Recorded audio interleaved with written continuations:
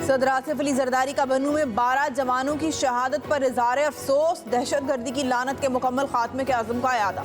जान का नजराना पेश करने पर पाक फौज के जवानों को खराज अकीदत। कहा, पूरी कौम मादर वतन की सलामती के लिए जाम शहादत नोश करने वालों को सलाम पेश करती है। वज़ीर आज़म शहबाज शरीफ ने कहा, कौम के बेटों की कुर्बानियाँ हरगिज़ रायगा नहीं जाने देंगे। मुल्क से दहशतगर्दी के मुकम्मल खात्मे तक हमारी दहशतगर्दों के खिलाफ जंग जारी रहेगी। अवाम की जान और माल को खतरे में डालने वाले फितनल खवारिज को सख्त कीमत अदा करना होगी।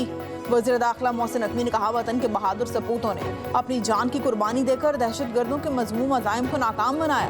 अमन की खातिर जान निछावर करने वाले पाक फौज के जवान कौम के हीरो हैं। कौम शुहदा की हमेशा मकरूज रहेंगे। पाकिस्तान में दहशतगर्दी के वाक़यात की रिपोर्ट्स। पाकिस्तानी अवाम के खिलाफ सफाकाना हमला का सिलसिला जारी है। तर्जुमान अमरीकी महकमे खारजा मैथ्यू मिलर का कहना है, पाकिस्तानी अवाम ने दहशतगर्दों और इंतहा पसंदों के हाथों बहुत नुकसान उठाया। हमलों में जाँ बहक अफराद के लवाहिकीन और मुतासरीन से इज़हार हमदर्दी करते हैं। दहशतगर्दी से लाहक ख़तरात से निमटने के लिए हुकूमती रहनुमाओं से बातचीत के लिए पुराज़म है। हुकूमत पाकिस्तान के साथ इंसदाद दहशतगर्दी पार्टनरशिप जारी रखी हुई है। भारत की हरदर्मी बरकरार। चैंपियंस ट्रॉफी के शेड्यूल में मजीद ताख़िर का इम्कान। ज़राए के मुताबिक मौजूदा सूरत हाल में शेड्यूल का ऐलान अगले 24 घंटों में मुश्किल है। पाकिस्तान क्रिकेट बोर्ड भी हाइब्रिड मॉडल तस्लीम न करने के अपने मौक़िफ़ पर डट गया। स्टेक होल्डर्स ने लचक दिखाई तो फिर शेड्यूल का ऐलान 1-2 रोज़ में हो सकता है। ICC के हाइब्रिड मॉडल पर माइल करने के लिए दीगर बोर्ड से राबते। चैंपियंस ट्रॉफी के इनेकाद के लिए वोटिंग का ऑप्शन भी मौजूद है।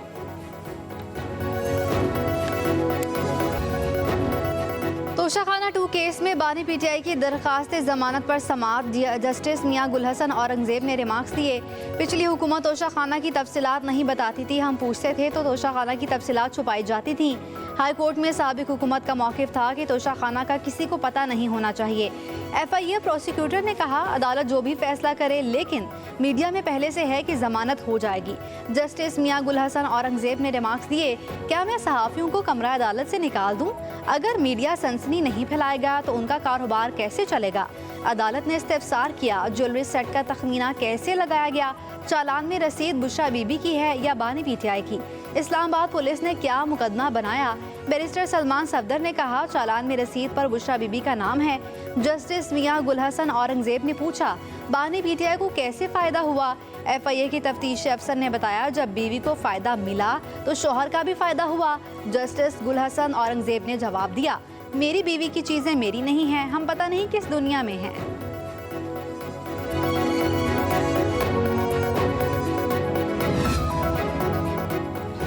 बानी PTI ने 26वीं आईनी तरमीम के खात्मे, आइन की बहाली, मैंडेट की वापसी और तमाम बेगुनाह सियासी कैदियों की रिहाई के मुतालबात रख दिए। कहा कि 24 नवंबर का एहतजाज ना मौखिर होगा ना मुअत्तल। हम मुल्क की खातिर हमेशा मुज़ाकरात के लिए तैयार हैं। जिस दिन एहतजाज की कॉल दी उसी दिन लीडरशिप कमेटी भी तश्कील दे दी थी। मुज़ाकरात जब करने होंगे, जिससे भी करने होंगे, हमारी लीडरशिप उनसे 3 मुतालबात के मुताबिक मुज़ाकरात करेगी। अगर मसाइल मुज़ाकरात से हल होते हैं तो इससे अच्छी बात क्या हो सकती है।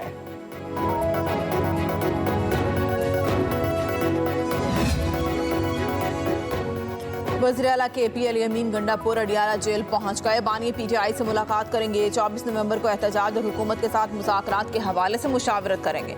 PTI के हुकूमती शख्सियात से पसे पर्दा राब्ते। 3 रुकनी वफ़द की स्पीकर कौमी असम्बली से मुलाकात। अयाज सादिक से सालिस का किरदार अदा करने की दरख्वास्त। मुज़ाकरात के लिए आला सतह की पार्लिमानी कमेटी की भी तजवीज़ दी गई। स्पीकर अयाज सादिक ने कहा, आप पहले अपनी क़यादत से इजाज़त लें, हम पार्लियामेंट के फोरम से बातचीत पर तैयार हैं। वज़ीर आला अली अमीन गंडापुर ने भी पार्टी के सीनियर रहनुमाओं को एपेक्स कमेटी के फैसलों से आगाह किया। एहतजाज और इस्टेब्लिशमेंट से मुज़ाकरात के बारे में एतमाद मिला। अली अमीन गंडापुर और बैरिस्टर गौहर आज भी मुख्तलिफ सतह पर राब्ते जारी रखेंगे।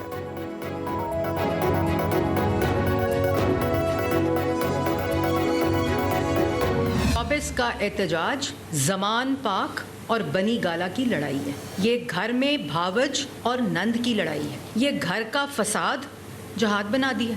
आपको रिहा हुकूमत ने करना है, आपको रिहा किसी अदारे ने करना है। ये किस किस्म का एटीट्यूड है कि अगर आपने मुझे रिहा ना किया तो गंडापुर साहब यलगार करते हुए, हमला करते हुए खैबर पख्तूनख्वा से पंजाब पर हमला कर। मुल्क इस वक्त एहतजाज का मुतहम्मिल नहीं हो सकता। आपने एहतजाज करना है, धरना देना है तो अपने सूबे में दें। ये एहतजाज नंद और भाभी की लड़ाई है। पंजाब के सीनियर वजीर मरियम औरंगजेब की लाहौर में प्रेस कॉन्फ्रेंस। कहा, मुआशी तरक्की को सबूताज करने की कोशिश की जा रही है। 2014 में एक शख्स डी चौक पर हमलावर हुआ, तरक्की का अमल रुक गया। साबिक PDM हुकूमत ने मुल्क को दिवालिया होने से बचाया। 81 करोड़ रुपया लगा है पिछले लॉन्ग मार्च के अंदर, जो अमीन गंडापुर खैबर पख्तूनख्वा से इस्लामाबाद लेके गया था। हर MPA MNA को 2-2 और 4-4 लाख रुपया दिया जा रहा है। कैसे भाई, बताए ना, ये किसके बाप का पैसा है? इनको सबसे पहले अदालतें आ जाती हैं बचाने के लिए। 24 नवंबर को हम वही करेंगे जो दहशतगर्दों के खिलाफ करते हैं। इनके पास प्लान ABC है तो रियासत के पास पूरी ABC है। पंजाब की वज़ीर इत्तलात अज़मा बुखारी का कहना है, अली अमीन गंडापुर जो रैली इस्लामाबाद लाए उस पर 81 करोड़ रुपए लगे। MPAs MNAs को फसाद बर्पा करने के लिए 4-4 लाख रुपए दिए जा रहे हैं। धरनों और एहतजाज के लिए पैसा कहाँ से आ रहा है? ये पैसा आवाम पर लगना चाहिए जो एहतजाज पर लगाया जा रहा है। सूबे के पैसे आपके बाप के नहीं हैं। ये लोग अपनी रियासत के खिलाफ जहाद करने आ रहे हैं। किसी की मोहब्बत में इतना आगे ना निकल जाएं कि बर्बादी नजर आए। अज़मा बुखारी ने मजीद कहा, सोशल मीडिया का गलत इस्तेमाल किया जा रहा है। सियासी जमात का प्रोपेगेंडा सेल मुख्तलिफ अकाउंट्स को ऑपरेट कर रहा है। सोशल मीडिया साइट्स को रेगुलराइज करना पड़ेगा।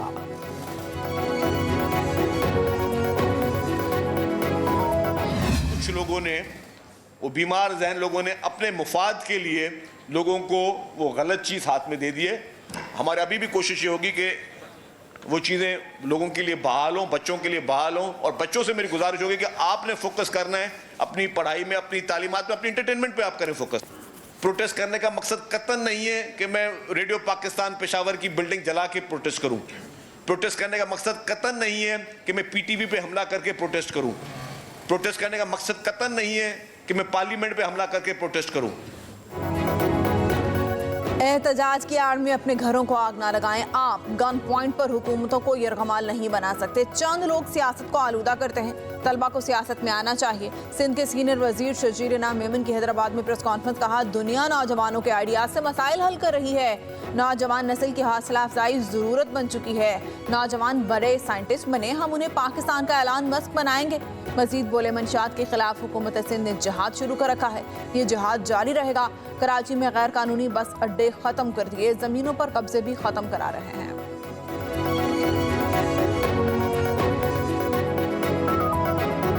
ये जो धरना या एहतजाज ये करने जा रहे हैं, ये स्पॉन्सर्ड होता है।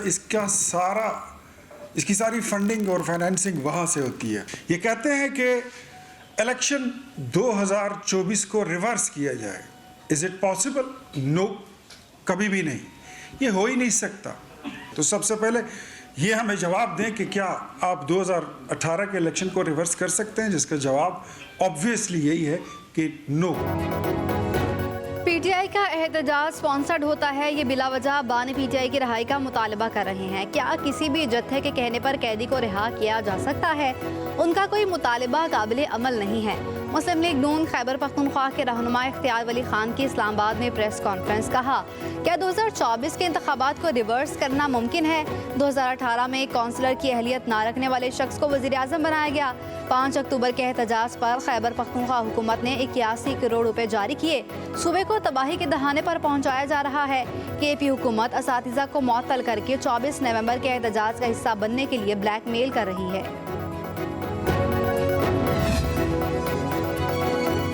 24 नवंबर को एहतजाज किसी एक जमात या फर्द का नहीं, हर पाकिस्तानी के लिए है। मुज़ाकरात से हल निकलता है तो सियासत में बेहतरी भी आ सकती है।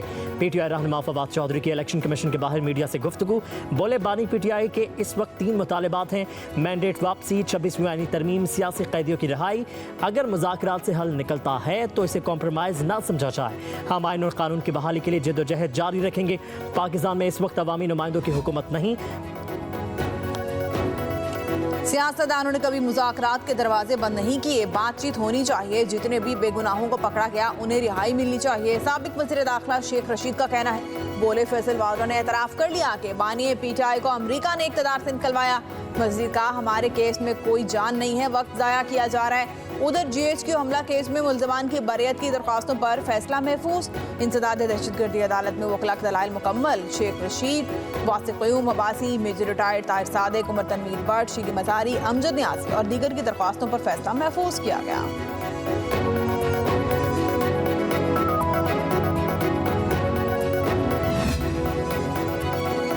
चेयरमैन पीपल्स पार्टी बिलावल भुट्टो के विफाकी हुकूमत से तहफ़्फ़ुज़ात। हुकूमत के साथ मामलात उठाने के लिए कमेटी तश्कील दे दी। कमेटी में राजा परवेज़ अशरफ, नवीद कमर, शहरी रहमान, वज़ीर आला सिंध मुराद अली शाह, वज़ीर आला बलोचिस्तान मीर सरफराज बुगटी, मखदूम अहमद महमूद, गवर्नर पंजाब सरदार सलीम हैदर, गवर्नर खैबर पख्तूनख्वा फैसल करीम कुंडी शामिल। कमेटी राब्तों के बाद रिपोर्ट पार्टी की सेंट्रल एग्जीक्यूटिव कमेटी के इजलास में पेश करेगी।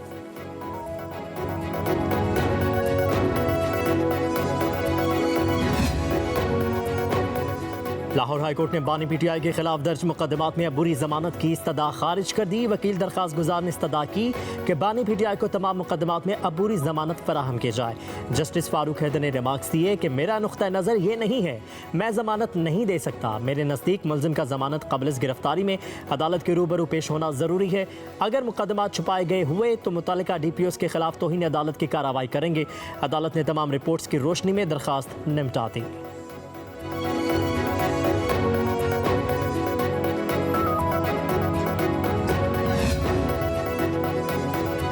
सुन्नी इत्तेहाद कौंसिल को पार्लिमानी जमात करार देने के खिलाफ दरख्वास्त खारिज। रजिस्ट्रार ऑफिस के एतराज़ात बरकरार। जस्टिस अमीनुद्दीन खान की सरबराही में 7 रुकनी आईनी बेंच ने फैसला सुना दिया। जस्टिस शमाल मुंदखिल ने रिमार्क दिया, आप हमसे गैर आईनी काम क्यों करवाना चाहते हैं? उम्मीदवारों की मर्जी है सियासी जमात में शामिल हों या ना हो। मौलवी इकबाल फिर उसी जानिब जा रहे हैं जिसकी वजह से पाबंदी लगी थी।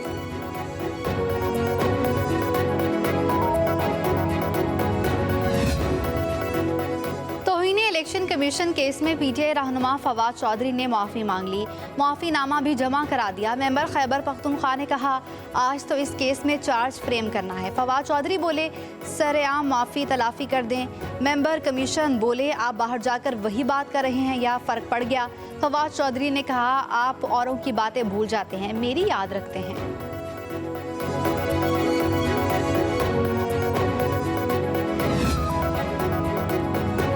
कोई कहता है हमारी अदलिया का 120वां नंबर है, कोई कहता है 150वां नंबर है। पता नहीं ये नंबर आते कहां से हैं। हम आपको बराह रास्त सुन रहे हैं, इससे ज़्यादा क्या रसाई चाहिए? आईनी अदालत के जज जस्टिस जमाल खान मुंदखिल के केस के समाअत के दौरान रिमार्क्स। सालीन की सुप्रीम कोर्ट तक रसाई न मिलने के हवाले से दायर दरखास्त खारिज। आईनी बेंच ने तमाम सरकारी ओहदेदारों को बरतरफ करने से मुतालिक दरखास्त भी मुस्तरद कर दी। जस्टिस जमाल खान मुंदखिल ने कहा, इसका क्या मतलब है कि हम सदर, वज़ीर आज़म, स्पीकर और पार्लियामेंटेरियंस सबको निकाल दें? आपने मुतल्लिका इदारों से क्यों नहीं रुजू किया?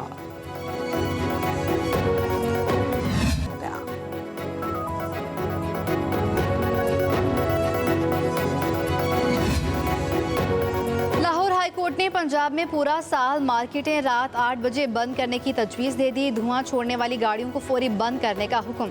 जस्टिस शाहिद करीम ने रिमार्क्स दिए, स्मॉग कंट्रोल करने पर काम सिर्फ लाहौर और मुल्तान नहीं बल्कि पूरे पंजाब में करें।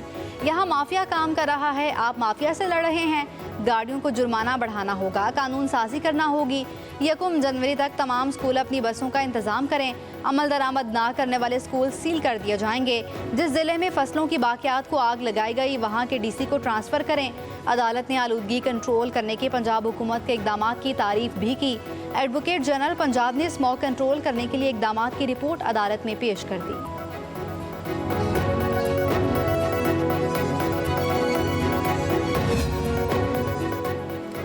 पाकिस्तान स्टॉक एक्सचेंज में एक और तारीख रकम कारोबार के दौरान 100 इंडेक्स में 488 पॉइंट्स का इजाफा रिकॉर्ड। इंडेक्स 96,345 पॉइंट्स की बुलंद तरीन सतह पर पहुंच गया। गुज़श्ता रोज़ इंडेक्स 95,856 पॉइंट्स पर बंद हुआ था।